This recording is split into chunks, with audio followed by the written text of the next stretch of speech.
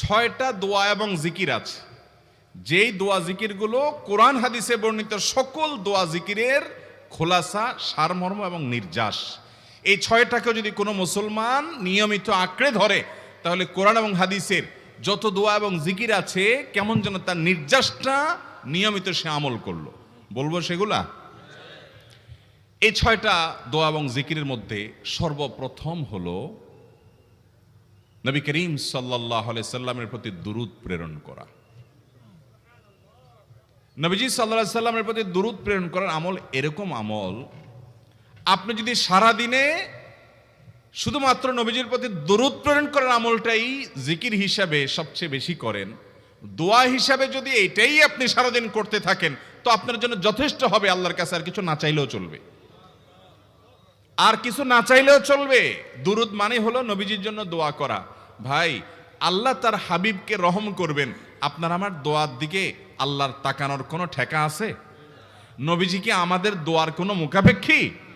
কিন্তু আমরা তার জন্য দোয়া করলে ওই চান্সে আল্লাহ তাআলা আমাদের প্রতি অনুগ্রহ করবেন। একবার না, আপনি নবীজির প্রতি একবার রহমতের দোয়া করবেন, একবার দুরূদ পাঠ করবেন। মান সাল্লা আলাইয়া মাররাতান সাল্লাল্লাহু আলাইহি আশারা। নবীজি সাল্লাল্লাহু আলাইহি সাল্লাম বলেছেন, একবার আমার জন্য তোমরা দোয়া করলে, আমার প্রতি দুরূদ পাঠ করলে, আল্লাহ তাআলা তোমাদের জীবনে 10 বার 10 জায়গায় 10 টাইমস তোমাদের উপরে আল্লাহ তাআলা অনুগ্রহ করবেন। আপনি টেরও পাবেন না কত জায়গায় আল্লাহ অনুগ্রহ করেছেন। আল্লাহ বাঁচাই দিয়েছেন, একটুর জন্য শেষ হয়ে যান নাই। ওই যে দুরূদ পড়ছেন, আল্লাহ তাআলা রক্ষা করছে, আপনি খবরও নাই। আল্লাহ তাআলা আপনার প্রতি বিশাল একটা দান করছে, আপনি লক্ষ্য করেন নাই। ওই যে দুরূদ পড়ছেন একবার, 10 বার রহমত হবে। এভাবে যত দুরূদ পড়বে সে তত রহমত এবং অনুগ্রহ পাবে। এক সাহাবী বলেছেন, ইয়া রাসূলুল্লাহ, আমি আমার দোয়ার কত অংশ আপনার জন্য রিজার্ভ রাখবো? আমি তো আল্লাহর কাছে অনেক কিছু চাইবো, অনেক কিছু নিবেদন করব, আপনার জন্য যেন আল্লাহ রহমত নাজিল করে, এটাই হলো দুরূদ। এই দুরূদটা আমি কি পরিমাণ রাখবো? 4 ভাগের 1 ভাগ, 3 ভাগের 1 ভাগ, অর্ধেক? এরপরে সাহাবী বলছেন, আসলে যদি সবগুলোই করি, উনি এক একটা পার্সেন্টেজ বলছেন, আর নবী করিম সাল্লাল্লাহু আলাইহি সাল্লাম বলছেন যে, তাকে বুঝাচ্ছেন যে আরো বেশি করতে পারলে ভালো হয়। তো সাহাবী বাড়াইতে বাড়াইতে শেষ পর্যন্ত বলেন যে, আমার দোয়া যদি সবগুলো আপনার জন্য করি, আমি যদি আর কোনো দোয়া না করি, শুধু আপনার জন্যই দোয়া করি, নবী করিম সাল্লাল্লাহু আলাইহি সাল্লাম তাকে সুসংবাদ দিলেন যে, তাহলে তোমার আর কোনো সমস্যা থাকবে না, সব সমস্যা দূর হয়ে যাবে, তোমার কোনো পেরেশানি থাকবে না। ভাইরা আমার, দুরূদের আমল এমন একটা আমল যে আপনার জীবনে কোনো বিপদ, কোনো মুসিবত, কোনো পেরেশানি, কোনো সমস্যা দেখা দিয়েছে, আপনি যদি দুরূদ পড়তে থাকেন, কোনো কিছু মনে আসছে না, অনেক সময় ছাত্র জিজ্ঞেস করে, ভাই পরীক্ষার হলে পড়া ভুলে গেছি, কি করব? আমি কি, দুরূদ পড়া শুরু করেন। আরবদেরকে দেখা যায় কোনো কিছু ভুলে গেলে তারা বলে আল্লাহুম্মা সাল্লি আলা মুহাম্মদ, আল্লাহুম্মা সাল্লি আলা মুহাম্মদ, এটা শুরু করে তারা। কারণ নবী করিম সাল্লাল্লাহু আলাইহি সাল্লাম এর হাদিস থেকে স্পষ্টভাবে, একটি নয় বহু হাদিস থেকে প্রমাণিত, যে ব্যক্তি দুরূদটা নিয়মিত পাঠ করবে, সালাত আলা নবীটাকে যে ব্যক্তি আঁকড়ে ধরবে, সব সময় তার মুখ থেকে সালাত সালাত সালাম চলতে থাকে, এই ব্যক্তির সকল গুনাহ আল্লাহ মাফ করে দিবেন, সকল পেরেশানি আল্লাহ তাআলা মুক্ত করে দিবেন। ভাইরা আমার, দুরূদের আমলটা এত গুরুত্বপূর্ণ আমল, এটা আমরা করি এখন। অনেকে আছেন যে আনুষ্ঠানিকতা যখন থাকে দুরূদের, মিলাদের, তখন একটু সালাত আলান নবী যেভাবে করেন, আর বাকি অনেকে আছেন যেগুলো করারও কোনো খোঁজ খবর নাই। দুরূদ বেশি বেশি করে পাঠ করবো তো ইনশাআল্লাহ। সবচেয়ে শ্রেষ্ঠ দুরূদ, সবচেয়ে উত্তম দুরূদ হলো দুরূদ ইব্রাহিম, যেটা নামাজে পড়েন। আর সবচেয়ে সংক্ষিপ্ত দুরূদ হলো সাল্লাল্লাহু আলাইহি ওয়াসাল্লাম। এছাড়া নবীজির প্রতি দোয়ামূলক যে কোনো দুরূদই আল্লাহর কাছে গ্রহণযোগ্য হতে পারে, যদি দুরূদের অর্থের মধ্যে, কথা বলার মধ্যে খারাপ কিছু না থাকে। দুরূদের নামে অনেকগুলো দুরূদ প্রচলিত আছে বিভিন্ন বই পুস্তকে, অমুক দুরূদ পড়লে অমুক এত নেকি হয়, বা অমুক দুরূদ পড়লে এতবার পড়লে ওই বিপদ দূর হয়। এগুলো কোনো হাদিস নির্দেশিত না, এগুলো হয়তো কারো তাজরিবা, অভিজ্ঞতা নির্ভর। কিন্তু হাদিস নির্দেশিত দুরূদ হলো দুরূদ ইব্রাহিম, আর সবচেয়ে সংক্ষিপ্ত দুরূদ হলো সাল্লাল্লাহু আলাইহি সাল্লাম। অর্থের ভিতরে যদি খারাপ কিছু, শিরকের কিছু না থাকে, নবীকে আবার আল্লাহর পর্যায়ে পৌঁছানোর মতো গোমরাহি যদি না থাকে দুরূদের অর্থের মধ্যে, তাহলে যে কোনো দুরূদই আপনি আল্লাহর কাছে পেশ করতে পারেন। তাহলে 6টা দোয়া হলো কোরআন হাদিসের শত শত সহস্র দোয়ার নির্যাস এবং খোলাসা। তার 1 নম্বর হলো দুরূদের আমল। করব না বেশি বেশি ইনশাআল্লাহ। নাম্বার 2, ইস্তেগফার। ইস্তেগফার ইস্তেগফার এটাও বেশি বেশি করতে হবে, দুরূদও বেশি বেশি করতে হবে। দুরূদের ব্যাপারে নবী করিম সাল্লাল্লাহু আলাইহি সাল্লাম এক হাদিসে বলেছেন, আকসিরু আলাইয়া মিনাস সালাতি মিন ইয়াউমিল জুমআতি ওয়া লাইলাতিল জুমআহ। জুমার রাতে আর জুমার দিনে, অর্থাৎ বৃহস্পতিবার দিবাগত রাত আর জুমার দিন শুক্রবার, এই সময়গুলোতে তোমরা আমার প্রতি বেশি বেশি দুরূদ পাঠ করো। এই যে নবীজি বলছেন বেশি বেশি পাঠ করো, তাহলে দুরূদটা বেশি বেশি পাঠ করতে হবে। ঠিক একইভাবে 2 নম্বর যেটা, দ্বিতীয় আমল যেটা ইস্তেগফার, এটাও বেশি বেশি করতে হবে। কারণ ইস্তেগফার সম্পর্কে কোন কোন হাদিসের ভাষ্যের মধ্যে মান লাজিমাল ইস্তেগফার ভাষ্য এসেছে, অর্থাৎ যে ব্যক্তি ইস্তেগফারকে আঁকড়ে ধরবে, এটাকে কন্টিনিউয়াসলি করবে, ইস্তেগফার কখনো ছাড়বে না, সবসময় তার মধ্যে ইস্তেগফার অব্যাহত থাকবে, ওই ব্যক্তিকে আল্লাহ রাব্বুল আলামিন বিভিন্ন পেরেশানি থেকে সারপ্রাইজড হওয়ার মতো এমন এমন পথ বের করে দিবে যে সে চিন্তাও করে নাই, তার পেরেশানি থেকে মুক্তির পথ আল্লাহ তাআলা দেখায় দিবেন। ইস্তেগফার কিভাবে করবেন ভাই? ইস্তেগফার এমন একটা আমল, এটা ছাড়া তো আমাদের উপায় নাই ভাই। ইস্তেগফার আমাদের দুনিয়ার পেরেশানি দূর করবে, আখিরাতের পেরেশানি দূর করবে। দুনিয়ার পেরেশানি আমাদের বিপদ আপদ মুসিবত এগুলো, রিজিকের অনটন অভাব এগুলা, আর আখিরাতের পেরেশানি হলো আমাদের পাপ গুনাহ এগুলা। কোরআনে কারিমে আল্লাহ রাব্বুল আলামিন সূরা নূহের মধ্যে আল্লাহ নবী নূহ আলাইহিস সালাম তার সম্পর্কে বলছেন, ফাকুলতুস্তাগফিরু রাব্বাকুম ইন্নাহু কানা গাফফারা ইউরসিলিস সামাআ আলাইকুম মিদরারা ওয়া ইউমদিদুকুম বিআমওয়ালিন ওয়া বানিন ওয়া ইয়াজআল লাকুম জান্নাতিন ওয়া ইয়াজআল লাকুম আনহারা। তিনি বলেন, আমি বলেছি আমার জাতিকে তোমরা ইস্তেগফার করো, আল্লাহর কাছে ইস্তেগফারটা করতে থাকো। রুটি রুজি নাই, চাকরি নাই, ইনকাম নাই, ব্যবসা খারাপ যাচ্ছে, পেরেশানি হচ্ছে, ইস্তেগফার ধরো, কি হবে? ইন্নাহু কানা গাফফারা। যদি ইস্তেগফার করো, 1 নম্বর লাভ হলো আল্লাহ মাফ করে দিবেন গুনাহ। ইউরসিলিস সামাআ আলাইকুম মিদরারা, যাতে ফসল ভালো হয়, রিজিক ভালো হয়, সেই ব্যবস্থা আল্লাহ করবেন। ওয়া ইউমদিদুকুম বিআমওয়ালিন ওয়া বানিন, ছেলে মেয়ে হয় না অথবা ভালো ছেলে মেয়ে নাই, আল্লাহ তাআলা নেক সন্তান দিয়ে তোমাকে শক্তিশালী করবেন, সম্পদ দিয়ে শক্তিশালী করবেন। ওয়া ইয়াজআল লাকুম জান্নাতি ওয়া ইয়াজআল লাকুম আনহারা, আল্লাহ তাআলা প্রসবন দিবেন, ফসল দিবেন, বরকত দিবেন রুজিতে। কিসের মাধ্যমে? ইস্তেগফার। কিসের মাধ্যমে ভাই? ইস্তেগফার। আহা, ইস্তেগফারের আমল আমাদের দেশে মানুষ আমরা জানি না ভাই। এটাও আরবদেরকে আমি দেখেছি, সারাক্ষণ তারা অবসর সময়গুলোতে ইস্তেগফার করতে থাকে, আস্তাগফিরুল্লাহ ওয়া আতুবু ইলাইহি, আস্তাগফিরুল্লাহ আস্তাগফিরুল্লাহ। মানে কি? আল্লাহর কাছে আমি ক্ষমা প্রার্থনা করি, আল্লাহর কাছে আমি মাপ চাই, আল্লাহর কাছে আমি তওবা করি, আল্লাহর দিকে আমি ধাবিত হই, আল্লাহর কাছে আমি ফিরে যাই, আস্তাগফিরুল্লাহ আস্তাগফিরুল্লাহ। আপনি বসে আছেন নিরিবিলি, ভাইরা আমার, এখন আর নিরিবিলি বলতে কোনো সময় নাই, এখন আর ফ্রি টাইম নাই, এখন আর আমাদের অবসর টাইম নাই। আস্তাগফিরুল্লাহ কখন বলবো? মোবাইল টিপতে টিপতে টিপতে টিপতে, ফেসবুকের নোটিফিকেশন দেখতে দেখতে দেখতে, লাইক কমেন্ট গুনতে গুনতে আমাদের এখন কোনো ফুরসত নাই। বাহিরে তো নাই, টয়লেটে গেলেও তখন আমাদের ব্যস্ততা মোবাইল নিয়ে, ফেসবুক নিয়ে, ঘুমাইতে গেলেও আমাদের ব্যস্ততা। ও ভাই আমার, অথচ আমার হায়াত শেষ হয়ে যাচ্ছে, আমল নামার শূন্য খালি, ফেসবুক টিপাটিপিতে পরিপূর্ণ। আল্লাহর কাছে কি নিয়ে যাবেন? ইস্তেগফার করবেন তো ইনশাআল্লাহ। ইস্তেগফারের ভিতরে সবচেয়ে শ্রেষ্ঠ ইস্তেগফার হলো সাইয়্যিদুল ইস্তেগফার। সাইয়্যিদুল ইস্তেগফারটা যদি মুখস্থ না পারেন, অন্তত লিখিত ভার্সনটা পড়েন। সাইয়্যিদুল ইস্তেগফারের যে অর্থ, এটার যে মর্ম, বড় হৃদয়গ্রাহী ভাই, বড় মর্মস্পর্শী। ইমানদার এটার অর্থের দিকে তাকায় যদি পড়ে, তো তার অন্তর না গলে পারে না। আল্লাহুম্মা আনতা রব্বি, হে আল্লাহ আপনি আমার রব, আপনি আমার পালনকর্তা লাগেন, আপনার সাথে আমার এই সম্পর্ক, আমি আপনার গোলাম, আপনি আমার রব, এই সম্পর্কটা আপনার সাথে আছে। আল্লাহুম্মা আনতা রব্বি লা ইলাহা ইল্লা আন্ত, ও আল্লাহ আপনি ছাড়া আমার ইবাদত, আমার গোলামি, আমার দাসত্ব, উপাসনার উপযুক্ত আর কেউ নাই। আল্লাহুম্মা আনতা রব্বি লা ইলাহা ইল্লা আন্ত খালাকতানি, আপনি আমাকে সৃষ্টি করেছেন, ওয়া আনা আবদুক, আল্লাহ আমি আপনার গোলাম। দেখেন কিভাবে আল্লাহর সাথে সম্পর্কটার কথা বলা হচ্ছে মুহাব্বতের সাথে। খালাকতানি ওয়া আনা আবদুক, আল্লাহ আপনি আমাকে সৃষ্টি করেছেন আর আমি আপনার গোলাম। ওয়া আনা আলা আহদিকা ওয়া ওয়া'দিকা মাস্তাতা'তু, আল্লাহ আপনার সাথে যে অঙ্গীকার করেছিলাম, আলাস্তু বিরব্বিকুম, আপনি জিজ্ঞেস করেছেন, আলমে আরওয়াহাতে আমরা বলেছি বালা, হ্যাঁ আপনি আমার রব।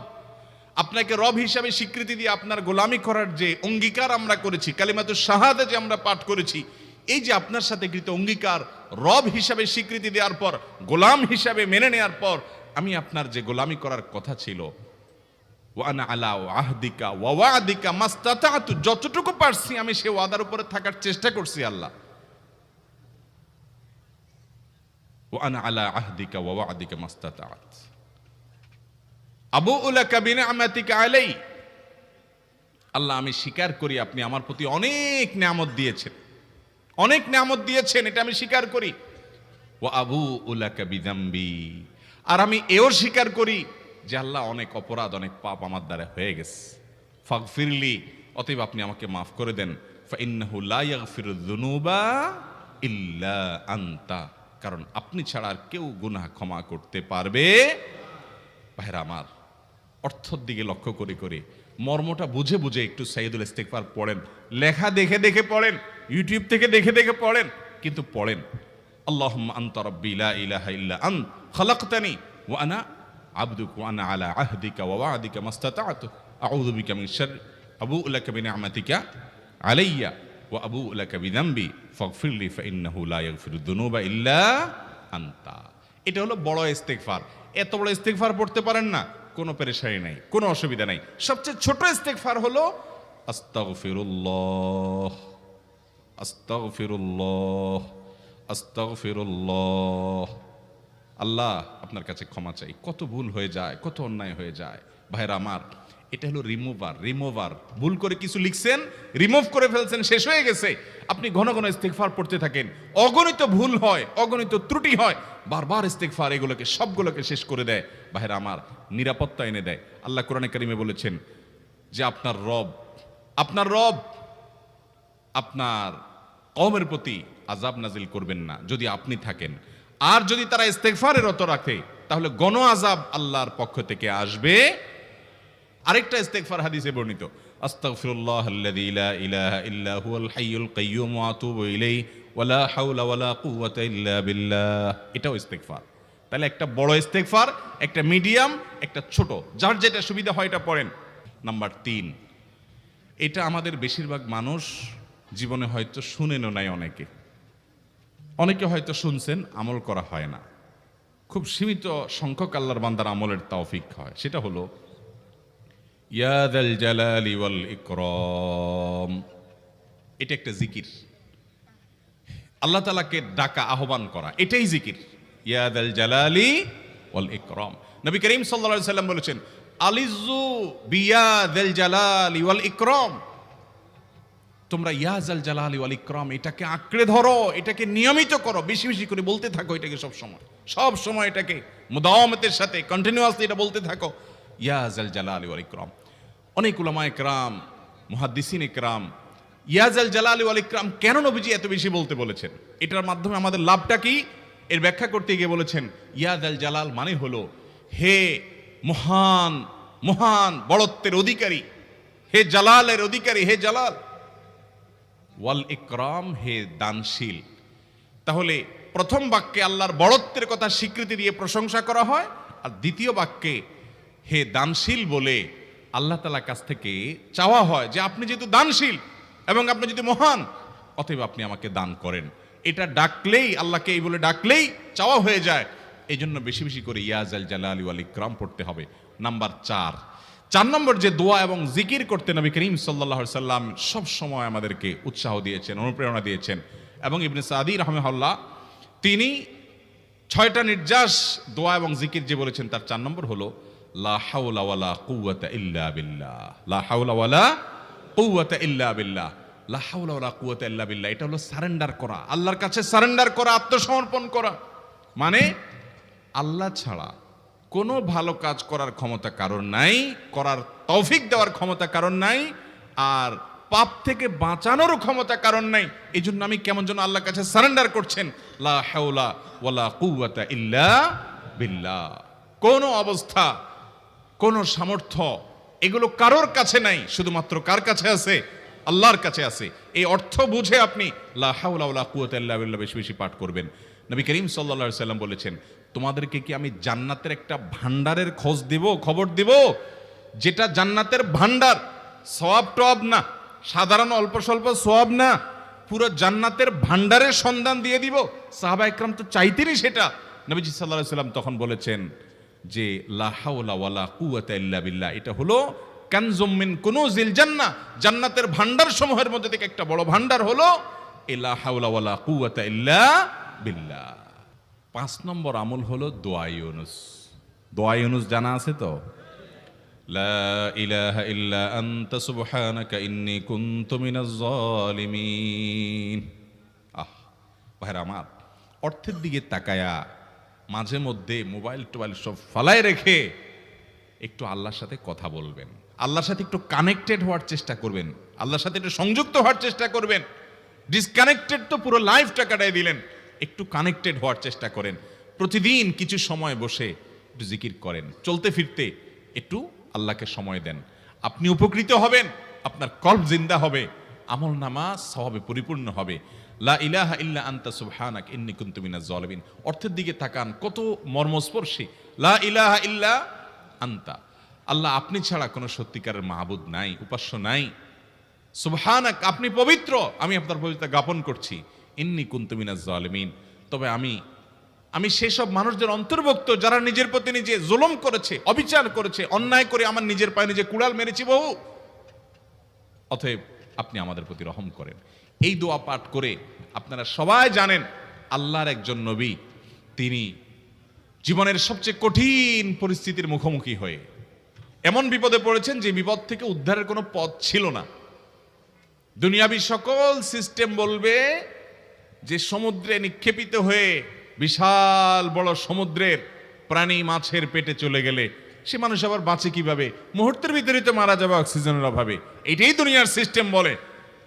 আল্লাহ তাআলা অলৌকিকভাবে, লৌকিক সিস্টেমের ঊর্ধ্বে রেখে আল্লাহ তাআলা তাকে এই বাক্য পাঠ করার কারণে এর মাধ্যমে আল্লাহ তাকে মুক্তি দান করেছেন। এবং আল্লাহ তাআলা এই ঘটনা কোরআনে উল্লেখ করার পর একটা সুসংবাদ বলছেন আমাদের সবার জন্য, বিরাট বড় আনন্দের সংবাদ। আল্লাহ বলেছেন ওয়াকাযালিকা নুনজিল মুমিনিন। এই বাক্য পাঠ করার পর ইউনুস আলাইহিস সালামকে শুধু রক্ষা করেছেন আল্লাহ তাই নয়, আল্লাহ বলেছেন একইভাবে তাকে যেরকম রক্ষা করেছি, এই বাক্য যদি কেউ পড়ার মতো পড়ে, হক আদায় করে পড়ে, মনের গভীর থেকে পড়ে, মর্ম উপলব্ধি করে পড়ে, নিয়মিত পড়ে, ওয়াকাযালিকা নুনজিল মুমিনিন, ঈমানদারদেরকে আমি রক্ষা করে দেব এভাবে। আরো শুনবেন, আমাদের প্রিয় নবী সাল্লাল্লাহু আলাইহি সাল্লাম বলেছেন, তোমরা আমার ভাই ইউনুস ইবনে মাত্তা যে দোয়া করেছে, ওই দোয়াটাকে তোমরা আঁকড়ে ধরবা, যে কোনো বিপদে আপদে মুসিবতে আল্লাহর কাছে চাইবা। আল্লাহর কাছে ডাইরেক্ট চাইলে যে পাওয়া যাবে এটা অনেক মুসলমান বিশ্বাস করে না, ভালো করে জানে না। ভাইরা আমার, আল্লাহ কোরআনে বলেছেন উদউনি আস্তাজিব লাকুম, তোমরা আমার কাছে দোয়া করো আমি কবুল করব। ওয়াদা করেছেন আল্লাহ তাআলা। আমার রব কি ওয়াদার খেলাফ করে? আমাদের রব ওয়াদার খেলাফ করে? ইন্নাহু লা ইউখলিফুল মিআদ, তিনি ওয়াদার খেলাফ করেন না। তিনি বলেছেন তোমরা দোয়া করো, হালাল বক্ষণ থাকে, যদি হালাল উপার্জন যদি থাকে, শরীরে যদি হারাম যদি না থাকে, শর্ত আদায় করে দোয়া যদি করেন, দোয়া করে আবার হুলস্থুল যদি না করেন, তাড়াহুড়ো যদি না করেন, দোয়া করে আল্লাহর কাছে দরখাস্ত জমা দিয়ে দেন, দুরূদ পাঠ করেন, শর্ত আদায় করে দোয়া করেন, আপনি যত অপরাধী হন, যত গুনাহগার হন, যত পাপিষ্ঠ হন, আল্লাহ আপনার দোয়া কবুল করবে। আচ্ছা ভাই, আমরা যত খারাপ হই, আপনি নামাজ পড়েন না, আপনি ফিল্ম দেখেন, আপনি হারাম জিনিস দেখেন, আপনি অনেক খারাপ কাজ করেন, গালিগালাজ করেন, মানুষের হক মারেন, যত খারাপ আপনি হন, আপনি ইবলিসের চেয়ে বেশি খারাপ হতে পারবেন? ইবলিসের চেয়ে বেশি খারাপ হওয়ার সুযোগ আছে? খারাপের বাপ সে, তার মতো খারাপ তো আপনি চাইলেও হতে পারবেন না, ঠিক না ভাই? ঠিক। আচ্ছা, এই ইবলিস আল্লাহর কাছে দোয়া করছে কখন? এমন সময় যখন আল্লাহ তাকে নির্দেশ করছে সিজদা করো, আদমের সম্মানে। সেই নির্দেশ সে লঙ্ঘন করেছে, ডাইরেক্ট আল্লাহর সামনে সরাসরি লঙ্ঘন, সরাসরি বিদ্রোহ। আপনার সামনে আপনার ছেলে, আপনার কর্মচারী, আপনার কাজের লোক ডাইরেক্ট যদি একটা জিনিস বলে পারবো না, কি পরিমাণ মেজাজ আপনার গরম হবে চিন্তা করেন। অথচ আপনিও মানুষ, সেও মানুষ, আর আল্লাহ হলেন সৃষ্টিকর্তা, এ হলো সৃষ্টি। সে যুক্তি দেখায় খালাক্তানি মিন নার ওয়া খালাক্তাহু মিন তিন, আমারে আগুন থেকে তৈরি করছেন, তারে মাটি থেকে তৈরি করছেন, আমি কেন তারে সিজদা করব? তর্ক যুক্তি হাজির করে আল্লাহর নির্দেশকে আল্লাহর সামনে লঙ্ঘন করেছে। কত ডেঞ্জারাস সিচুয়েশন বুঝেন, কি পরিমাণ রাগ আল্লাহ রাব্বুল আলামিন হওয়ার কথা। তার তো গুণবাচক নাম শুধু রহমান রহিম না, তার গুণবাচক নাম আছে কি? কাহার, জব্বার। তো আল্লাহ রাব্বুল আলামিনের এই গুণবাচক নামও তো আছে। তিনি হচ্ছে প্রচন্ড রকমের কাহারের অধিকারী। তো আল্লাহর সামনে ডাইরেক্ট তার আদেশকে লঙ্ঘন করেছে, হঠকারিতা দেখিয়েছে, অহংকার করেছে, দম্ভ দেখিয়েছে, এত বড় বেয়াদবি করেছে। ওই টাইমে আল্লাহ তাআলা তো রাগ হওয়ার কথা। ওই রাগের সময়, ওই কঠিন সময় ইবলিস যখন আল্লাহ তাকে বললেন, যাও ফখরুজ মিনহা ফাইন্নাকা রাজিম, জান্নাত থেকে বের হও, তুমি বিতাড়িত, আল্লাহ রাগ হয়ে তাকে জান্নাত থেকে বের করে দিলেন। ভাইরা আমার, এই রকম সময় পর্যন্ত ইবলিস দোয়া করে বসছে। কি দোয়া করছে? রব্বি আনজিরনি ইলা ইয়াউমি ইউবআসুন, আল্লাহ আমাকে সুযোগ দেন, কিয়ামত পর্যন্ত হায়াতটা দেন আমারে, দোয়া করে বসছে। কিন্তু আল্লাহ তাআলা কি করছেন? আল্লাহ বলছেন, তো বড় সাহস তোর বেটা, মাত্র সিজদা করতে বলছেন করলি না, কমবখত, আবার দোয়া করস। আল্লাহ সেটা বলেন নাই। আল্লাহ কি করছেন? ইন্নাকা মিনাল মুনজারিন, যাও তোমাকে সুযোগ দেয়া হলো। সুবহানাল্লাহ।